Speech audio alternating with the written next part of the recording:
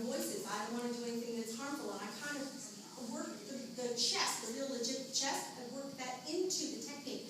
We do a lot of nay. Let's do as, like happy.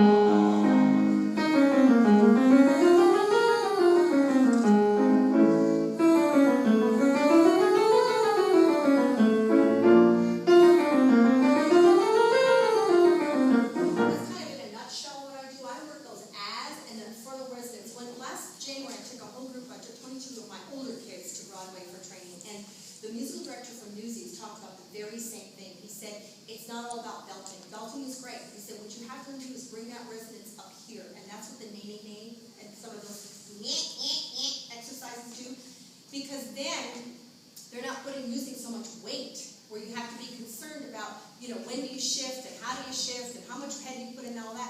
You just focus on that nay, which is a little bit what she did in the last part of I Can See the Light. Well, those high notes were not really, they were head voice, but they had a lot of resonance in them, and so they carry so well. You have to be really careful. I'm an advocate of belting, first of all. Half my studio is out there belting their brains out. And they come in, and the test is, I always say to them, could you sing that again? Could you sing it again? If they say they could sing it 10 times, I know they're doing it well.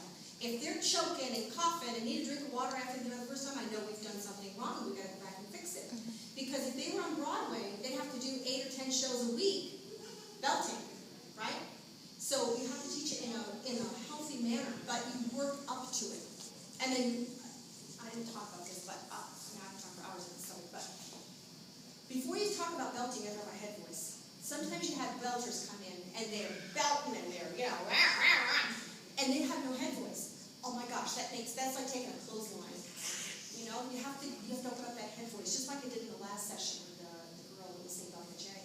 You have to open up that head voice because that's the protection for the belt voice. We tell them that your voice works in opposite extremes. I'm a lyric soprano. I never had a chest voice until I was 25, and I was required to sing something with a B flat in it, and I didn't have it. And my teacher sent me to Seth Riggs in Hollywood and said, teach her how to sing the belt voice. And within 5 minutes, I had a B flat, and I had all this chest voice. Talk about the attic. I was talking about the attic. I didn't have a basement. So you got to open up that chest voice. And when you do, the high voice just gets better. So with these young kids who come in with belting voices, and they think they're, God's gift to belting, open up the head voice. It's a protection for them. And then they learn how to blend. I always tell my kids, you can't make a cake with just flour.